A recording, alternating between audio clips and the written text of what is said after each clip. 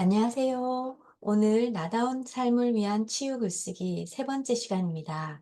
들어가는 말, 맺은 말, 책 쓰기 비법 10가지 알려드리겠습니다. 네, 전자책은 기획, 디자인, 출판 등록, 홍보까지 스스로 다 할 수 있습니다. 무자본으로 혼자 할 수 있으니 이번에 한번 해보시면 언제든지 내가 원하는 책 만들어낼 수 있습니다. 지금은 뉴페이퍼에 올리는데 만약에 자신이 하고 있는 일의 노하우나 갖고 있는 지식이나 이런 것을 전자책으로 낼 때는 크몽이나 뭐 타링 이런 데 올리셔도 되거든요. 그러면 거기는 좀 더 수익화가 하기 쉬워서 어, 이번에 전자책 만드는 방법 배우셔서 그렇게 하셔도 됩니다. 네, 이번에 세 번째 시간입니다. 먼저 들어가는 말, 맺은 말은 프롤로그, 에필로그를 하는데 이것은 이야기의 우리 글의 맥락을 설정하고 종교를 제공하는 데 도움이 되고 책의 프레임 역할을 합니다. 책 전체적인 이제 윤곽의 느낌으로 생각하시면 됩니다. 먼저 프롤로그 하는 5가지 방법 알려드리겠습니다. 이거는 본문에 들어가기 전에 일부를 보여주고 호기심을 자극하는 것으로서 사용하면 되는데요. 1번 본문의 배경이나 정보를 제공하고 문제를 제기하는 방법도 있고요. 내가 어떤 문제점에 대해서 해결을 갖고 있다면 그런 문제점이나 의문점을 제기하면 됩니다. 그리고 메인 주제에 대한 문장, 키워드를 정의해도 됩니다. 예를 들어 결국 해내는 사람들의 원칙에 보면은 거기에 우리가 계속 한 가지 색깔을 보면은 내가 한 가지 원하는 것을 생각하면은 그 원하는 색깔만 다 보인다는 거예요. 예를 들어 빨간색 어떤 차를 사고 싶으면 길에 가다가 그 차만 보인다는 그런 거를 이야기를 시작으로 책을 엮어내는데 앞부분에 그 문장에 대한 정의, 의학적인 용어를 정의해 놓았습니다. 그렇게 시작했습니다. 그리고 세 번째, 독자가 본문의 맥락을 예측하는 데 도움이 되는 역사적, 현실적 이야기나 명언이나 인용문을 쓰시면 됩니다. 그리고 본문에 대한 전조나 힌트, 단서를 미리 쓰셔도 되고요. 또 책과 관련된 일상의 에피소드를 뭐 하나 쓰셔도 됩니다. 예를 들어 저와 남편이 쓴 군대 간 아들에게 보내는 소방관 아빠의 편지에서 아들이 이제 군대를 가는데 처음에 아빠가 아들에게 아들이 여자친구도 없고 해서 아무한테도 편지를 못 받을까 봐 어 쓰기 했는데 이렇게 책이 되었다는 뭐 그런 내용으로 에피소드를 썼습니다. 그것처럼 어 내가 쓰려는 책의 에피소드나 이런 가벼운 것으로 또 책이 무엇을 나타낸다는 것을 이런 그런 것으로 프롤로그를 쓰시면 됩니다. 그리고 에필로그는 본문 마지막에 나오는 마무리고 소감, 희망을 나타냅니다. 또는 해결책을 제공합니다. 그 본문이 끝난 후에 저자의 심경이나 이야기, 또 의견이나 해석을 나타내도 되고요. 본문을 통해 나타낸 내용에 대한 관찰과 통찰력을 제공할 수 있습니다. 그리고 미래에 일어날 이야기의 단서, 또 미래 예측, 가능성. 예를 들어 도스토옙스키의 죄와 벌을 보면은 맨 마지막에 법정에서 자기가 고백하는 것으로 끝났거든요. 그런데 에필로그 맺은 말 맨 마지막에 자기가 이제 그 그 감옥에서 어떻게 지내는지 또 이제 자기의 심정의 변화 자기가 죄인이라고 내가 죽였다고 고백할 때까지는 자기는 진짜 할 일을 했다고 생각했는 자기는 죄를 지었다 생각 안 했는 상태였거든요. 근데 나중에 에필로그에 가서 자기가 이제 진짜 진정 사람을 사랑하는 게 무엇인지 또 자기의 죄를 알게 되고 깨닫게 하는 걸 그 에필로그에 적었더라고요. 그래서 이 이야기가 이렇게 거의 1000페이지에 가까운 책인데 '이렇게 마무리가 되는구나.' 보면서 따뜻함을 느꼈습니다. 그게 이렇게 마지막에 이렇게 쓰는 방법도 있습니다. 에필로그에요. 그리고 주제를 바탕으로 올바른 행동을 촉구하는 겉면을 쓰셔도 되고요. 또 첫 번째 프롤로그에서 어떤 문제를 제기했다면 에필로그에서 대답을 해도 됩니다, 마지막에. 그렇게 하셔도 됩니다. 그리고 이거는 제가 저번에 글 쓸 때 주의할 점 한 세네 가지로 짧게 말했는데, 이거는 꼭 여러분이 캡처를 해 놓으시든지, 오늘 제가 또 이 파일을 올릴 텐데요. 이거는 항상 글을 쓸 때마다 창 앞에, 컴퓨터 앞이나 벽에다가 붙여 놓고 꼭 참고하셨으면 좋겠어요.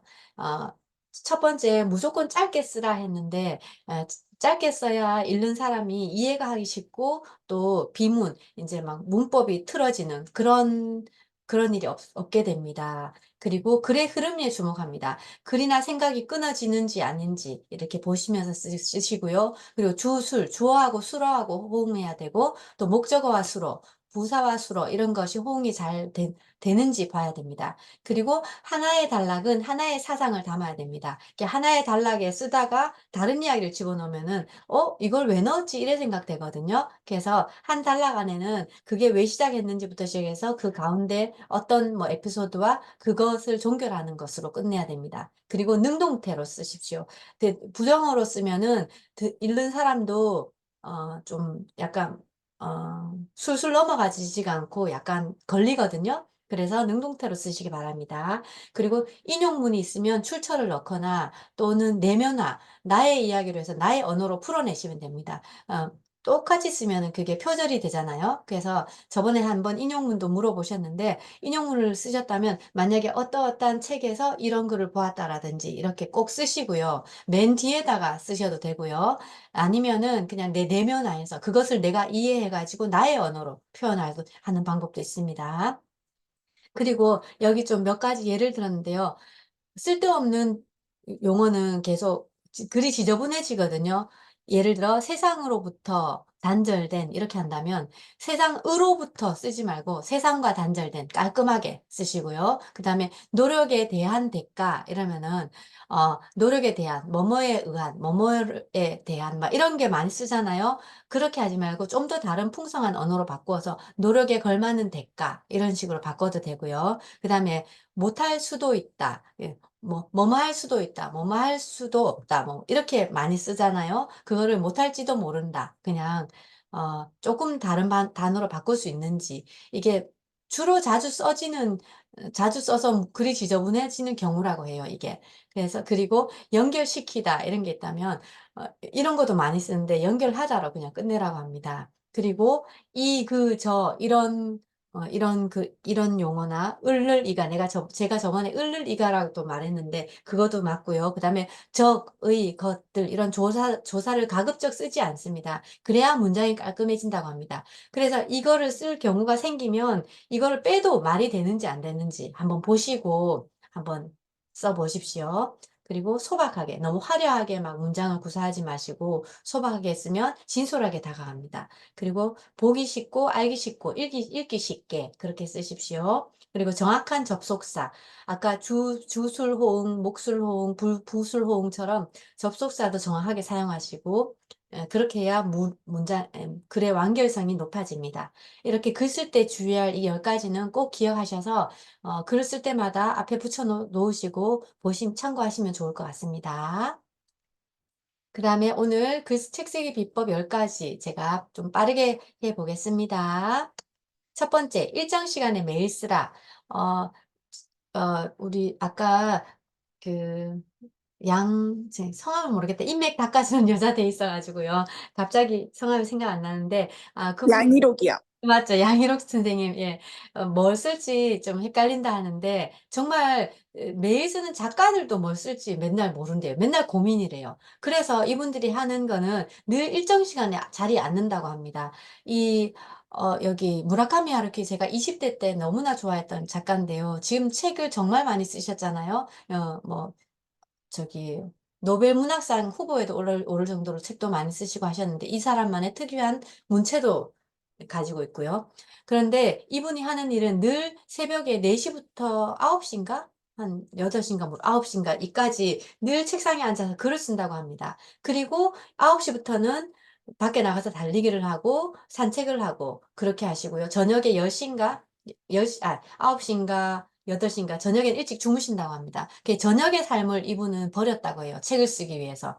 그 정도로 매일 새벽마다 무조건 자리에 앉아 책을 쓴다고 합니다. 그래서 책을 아주 많이 쓰셨고요. 그다음 요 밑에 쪽에 오른쪽 밑에 보면은 이분 있잖아요. 이분이 존 윌리엄스 작곡가인데 이분이 정말 우리가 아는 모든 영화의 주제곡을 거의 다 만드셨습니다. 조스, 스타워즈, 슈퍼맨, 뭐 이티, 인디아나 존스, 라이언 일병 구하기, 정말 많은 작곡을 했는데요. 이분이 지금 90몇 세시거든요.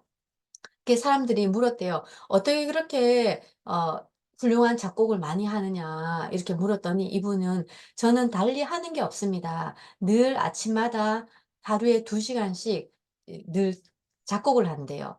생각이 나든 안 나든 무조건 끈적인다고 합니다. 무조건 끈적여서 만약에 작품 의뢰가 들어오면 내가 그동안 끈적여 놓은 거 중에서 찾아 가지고 '아 이게 맞겠다.' 싶으면 이걸 드린다고 합니다. 예. 자기가 그동안 써 놓은 작곡 중에서.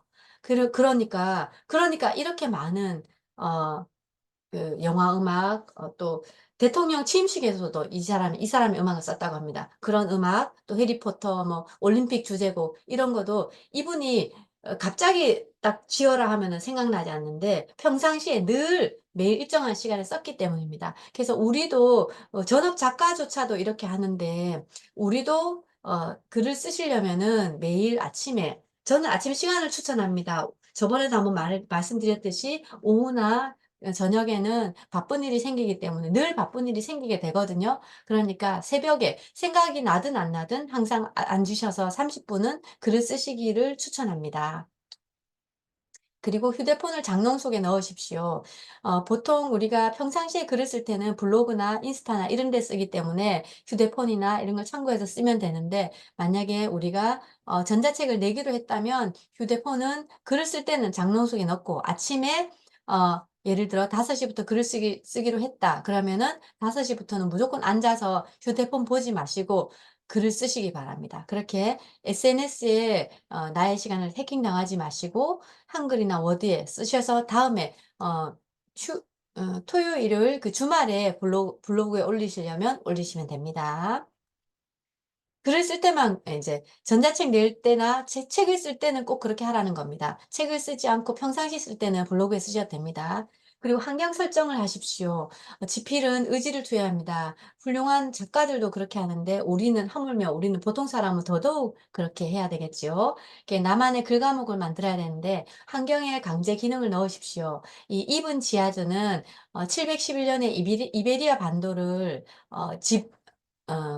정복했습니다. 그때 이 이븐 지하드가 이베리아 반도가 스페인 그쪽의 반도거든요. 그래서 다 해안이고 한 면만 육지로 연결돼 있어요. 그래서 배를 타고 거기 딱 갔는데 병사들이 다 내리자마자 뒤에 배에다가 불을 질렀습니다. 병사들이 너무나 놀라서 물어보니까 "자 이제 지금부터 우리는 여기 가서 싸운다.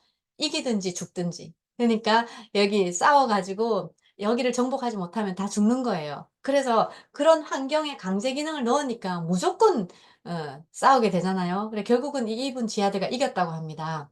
아무튼 그렇게 환경에 여러분들도 내가 만약에 이 자리에 앉았다 그러면 글을 쓰려고 컴퓨터 앞에 앉았다 그러면 30분, 예를 들어 30 분을 정했다면은 무조건 그 시간 동안은 일어나지 않는 겁니다. 계속 뭐든지 쓰십시오. 그 이회수가 벽곡 음악도 책을 쓸 때도 집에 철문을 달고 밖에 열쇠를 잠그고 끼니 때마다 아내가 철문으로 구멍으로 밥을 넣어 주었다고 합니다. 그리고 조정래도 태백산맥 쓸 때 스스로 글과목을 만들어 가지고 일일 원고량을 몇 페이지인지 기억이 안 나는데 꼭 채우고 일어나기로 했다고 합니다. 그렇게 해서 그 10 권인가, 태백산맥이 10 권이죠. 예, 그거를 완성했다고 합니다. 그리고 임꺽정도 만화를 그릴 때 집에서 그리지만 이 이두호가 인제 이 임꺽정을 그릴 때 집에서 그리지만 출퇴근 개념으로 자기 작업실에 방에서 만화를 그리는 방에 들어가서 출근, 그다음에 다 그리고 나오면 퇴근, 그 개념으로 무조건 그렸다고 합니다. 그리고 오래 묵히지 마라. 책은 마감 기한을 정해서 빨리 하십시오. 차일피일 미루면은 결국은 안 하게 되거든요. 그래서 저도 옛날에 처음 첫 책을 낼 때 처음에 1년 6 개월이 걸렸습니다. 왜냐하면 하다 보면 고치고 또는 미루고 이래 돼서 자꾸 진전이 없었는데, 또 그 사이에 코로나도 있었고 해서 또 고칠 게 너무 많았습니다. 신조어도 생기고 해서. 그래 그랬는데 뭐 어느 날 딸이 물어봐 가지고 너무나 인제 제가 "엄마가 올해까지 내기로 했다." 이 말을 지키지 않은 것에 정말 부끄러워 가지고, 예, 마감 기한 한 달 남기고 SNS 또 단톡방에 공고를 하고 했습니다. 그렇게 해서 단톡방에 제가 하루라도 글을 이 한 달 동안 하루라도 글을 안 올리면 커피 쿠폰 쏜다 해 가지고 3번 쏘았습니다. 그래 가지고 결국은 완성했습니다. 이 브랜드 버처드가 약 400 페이지, 한 달 초고 400 페이지 되는 그 식스 헤비즈라는 책을 한 달 만에 초고를 완성했다고 합니다. 그렇게 빨리 써야 완성할 확률이 높다고 합니다.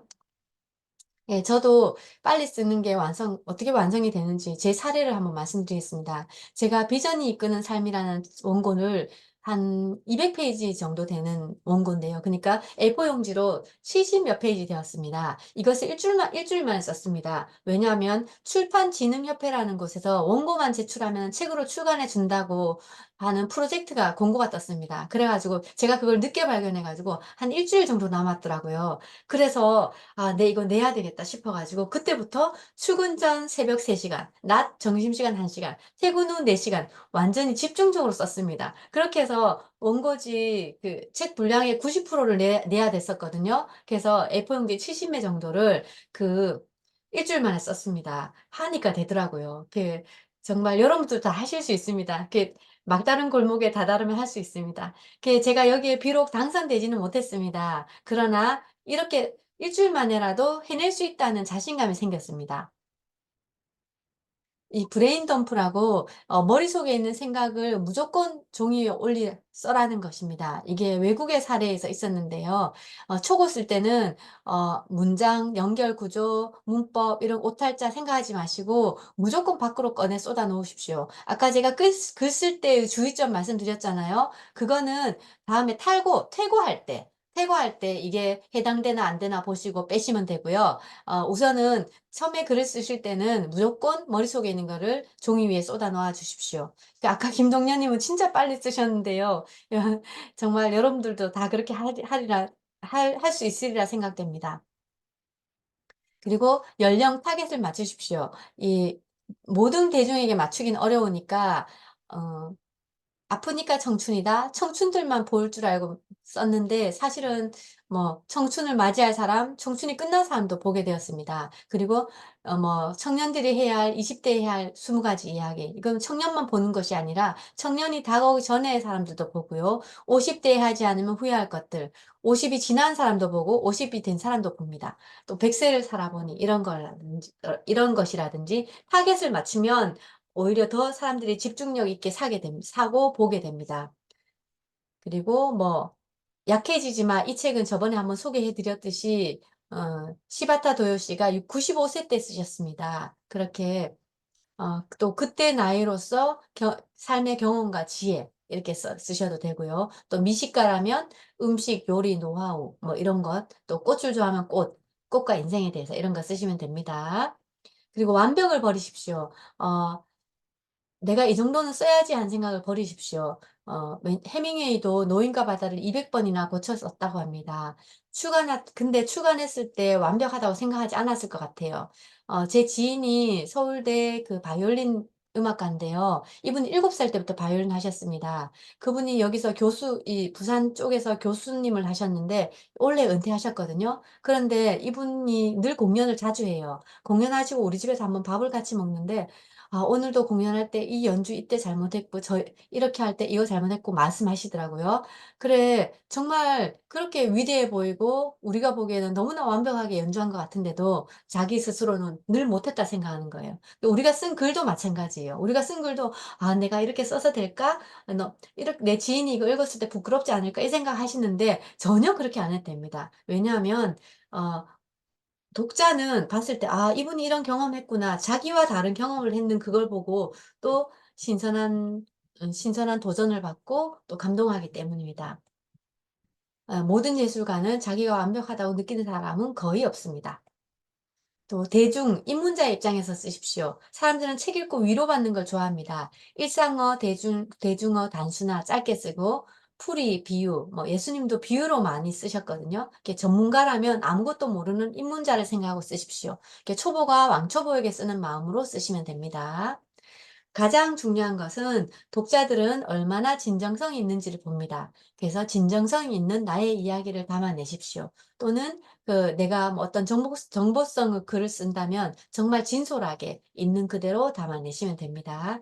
글 쓸 때 항상 진정성 있는 이야기인지 염두에 주시면 좋겠습니다. 감사합니다.